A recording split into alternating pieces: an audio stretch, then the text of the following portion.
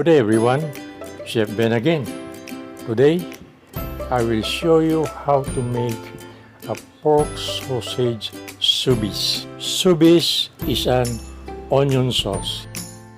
500 grams ground pork, and as for binders, to bind, we need approximately 1/4 cup of cornstarch and also 3 pieces egg whites, and also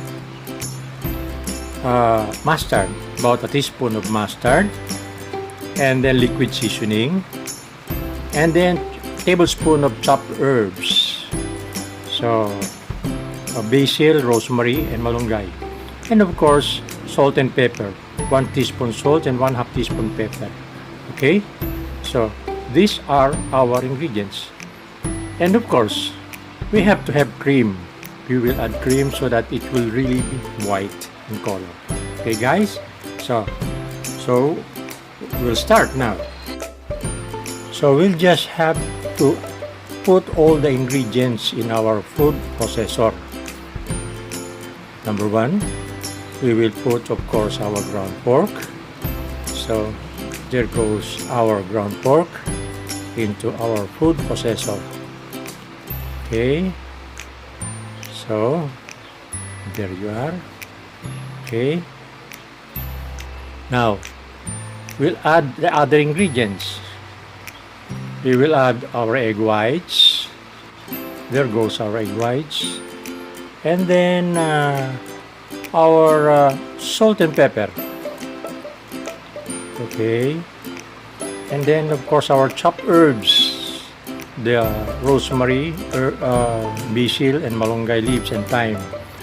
Okay, and then our liquid seasoning, and of course our mustard. So there goes our mustard into our mix, and then of course our cornstarch, and we just have to, by the way, our cream. Yes, our cream. So we'll just have to put everything in the food processor, and then we'll just have to process it until smooth and fine and the consistency of a paste. Okay.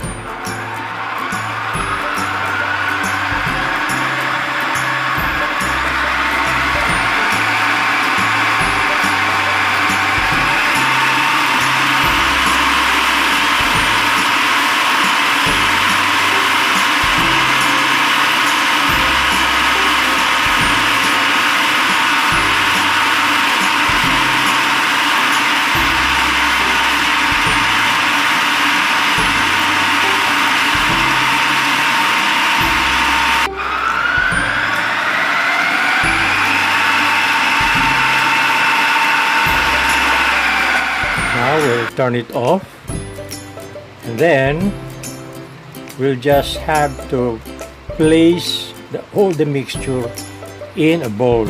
Okay, so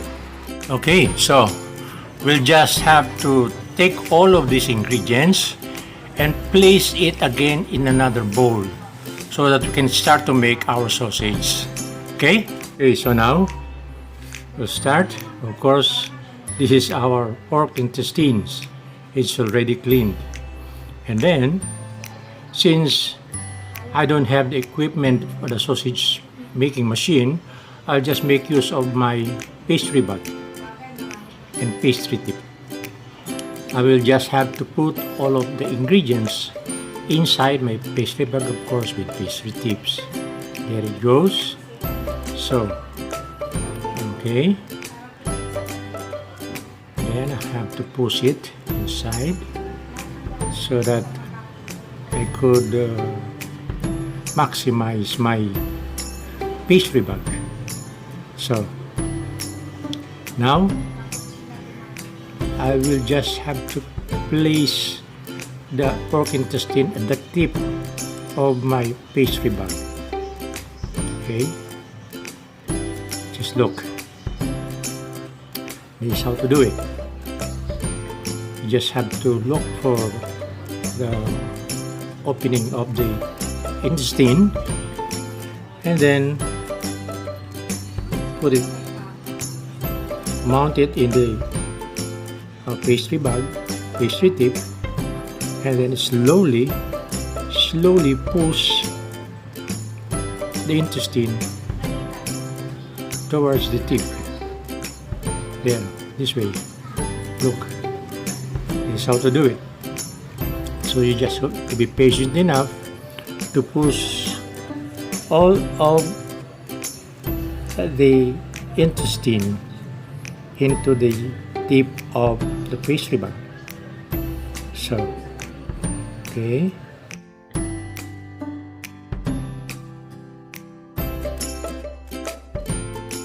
Now, to press the pastry bag so that the mixture would come out and fill the intestine. Look, just like this. So, just keep on pressing so that the mixture would come out and would fill the pork intestines. Okay, so this is it. Some more. Okay, there we go. Okay, so some more. You just have to push everything. That's it. Okay, so all I need to do is to tie with a string this way. Look, for individual sausage, you just have to tie with a string like this. Okay, but you really have to secure that you tightly tie it so that the tie would not be damaged when you start to boil it. Okay, so there you are, our first sausage, and then tie again. Okay, you just have to cut the extra thread that way so that I can tie another one. So tie again with a string, okay, with a thread. So there you are.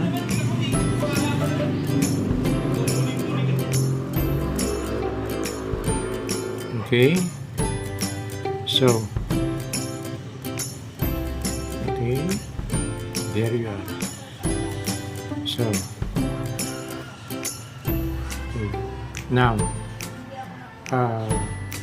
to add a little bit, to add the remaining ingredients after tying it, I'll just to repeat the procedure of putting the mixture in my pastry bag and then pressing it again inside the intestine. Okay, so press again.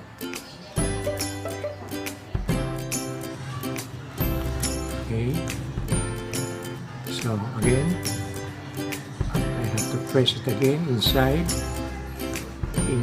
the pork intestine. There you go. There. So a little bit more so that I can push all of the mixture inside the pork intestines. So this is how to do it if you don't have any sausage making machine. Okay, so now I'll just have to tie it again, just like for the first two sausages. Okay, yeah. Secure the tie, make sure that it's well tight, and then secure also the ends. You have to tie the ends very tight so that the mixture would not come out when you start to boil it. Okay, so that's it. I hope you can follow, and should you want to do this, just do it this way. Okay, then to cut the trimmings. Okay, so now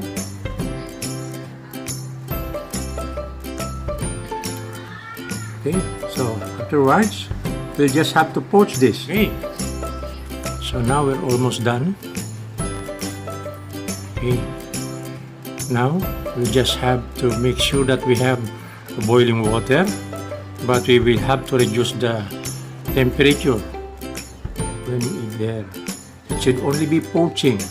We will poach it for the next 45 minutes.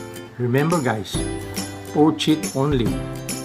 When you make this, do not attempt to boil this one. There should be no boiling. So I'll just set my watch, my alarm to 45 minutes, and then just wait until it's done. Now, after 45 minutes, now it's done. So we'll just have to take it out of the poaching liquid. Okay. So we'll take it out one by one. Now it's now in the plate. We'll just let it cool, and then we'll just have to grill it and serve it with an onion sauce. Onion sauce is sauce Soubise served in pork sausage. Thank you for watching. See you next video. This is Chef Ben Casabon signing off, and may God bless us all.